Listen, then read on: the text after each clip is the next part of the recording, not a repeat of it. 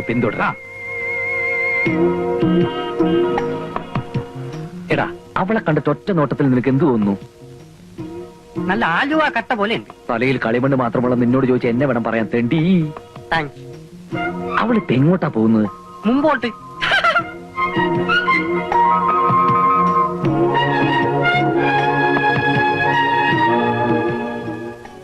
ആഹാ, നല്ല ബെസ്റ്റ് കട്ട. നിന്റെ 16 അടിയന്തരത്തിന് വച്ച് കത്തിക്കാം.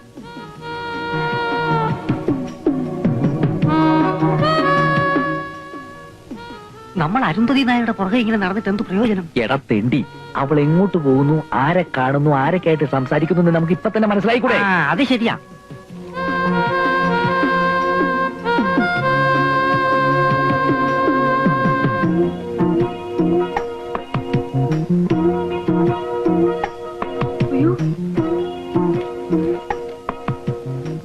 പിന്നെ മലയാളം സംസാരിക്കുന്ന 2 ലാടന്മാർ കുറെ നേരമായിട്ട് എന്നെ പുറകെ നടക്കുക. ആൾമാറാട്ടക്കാരാണെന്ന് തോന്നുന്നു. എവിടെ? അങ്ങനെ പോകാൻ വരട്ടെ. ഇന്ദ്രപ്രസ്ഥത്തിലെ സെർവന്റെ പിന്നാലെ കൂടിയിട്ട് കുറച്ചു നേരം ആയല്ലോ. എന്താ പ്രശ്നം? സർവന്റോ?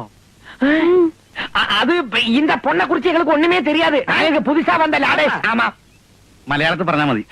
അതെ, ഇപ്പൊ കേരളാവിൽ വന്നിട്ട് തമിഴ് പേശുന്നത് ശരിയല്ല. നിങ്ങളൊക്കെ ഞങ്ങളിങ്ങനെ സംശയത്തോടെ നോക്കുന്നത് എന്താണെന്ന് ഞങ്ങൾക്ക് മനസ്സിലായി.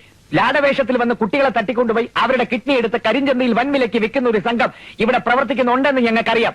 അത്തരം സംഘങ്ങളിൽ മെമ്പർഷിപ്പുള്ള ലാടന്മാരല്ല ഞങ്ങൾ. ഞങ്ങളുടെ പൂർവികർ ചെയ്തിരുന്ന പോലെ കൊടുങ്കാടുകളിൽ കയറി ഇറങ്ങി പച്ചില മരുന്നുകൾ പറിച്ച് അത് ഇടിച്ചു പിഴിഞ്ഞ് മരുന്നുണ്ടാക്കാൻ മെനക്കെടാതെ എസ് ടി ഫാർമസിയിൽ നിന്നും കോട്ടക്കൽ ആര്യവൈദ്യശാലയിൽ നിന്നും മരുന്നുകൾ വാങ്ങി വീട് വീടാന്തരം ചില്ലറ വിൽപ്പന നടത്തുന്ന ലാടവർഗത്തിന്റെ യുവജന വിഭാഗത്തിൽപ്പെട്ടവരാണ് ഞങ്ങൾ. മനസ്സിലായോ? ഇന്ദ്രപ്രസ്ഥത്തിൽ ഈ സർവന്റിന്റെ പിന്നാലെ ഞങ്ങൾ ചുറ്റിയത് മറ്റൊന്നുമല്ല. ഈ കുട്ടിക്ക് മുടി തീരെ കുറവാണ്. മുടി തഴച്ച് വളർന്ന സിദ്ധൌഷധം ഞങ്ങളുടെ പക്കലുണ്ട്. ആമത്തയിലും ചേർത്തുണ്ടാക്കിയ ഒരു അപൂർവം മരുന്ന്, അത് കൊടുക്കാനാണ് ഞങ്ങൾ ഈ കുട്ടിയുടെ പിന്നാലെ കൂടിയത്. നിങ്ങൾ പറയുന്നത് സത്യമാണോ? എന്താ എന്താ ഇവിടെ പ്രശ്നം?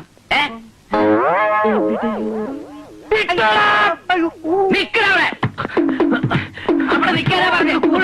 തുണി കഴിഞ്ഞോ? തുണി കഴിഞ്ഞോ?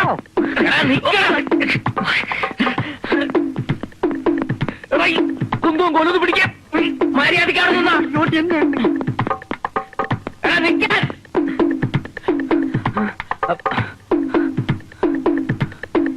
വാ,